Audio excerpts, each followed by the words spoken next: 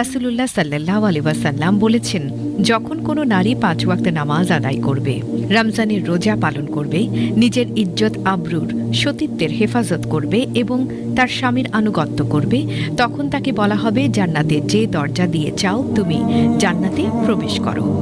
ইবনে মাজাহ। এ কারণেই রাসূলুল্লাহ সাল্লাল্লাহু আলাইহি ওয়াসাল্লাম নারীদের সতর্ক করেছেন যে তারা যেন তাদের স্বামীদের কষ্ট না দেয়।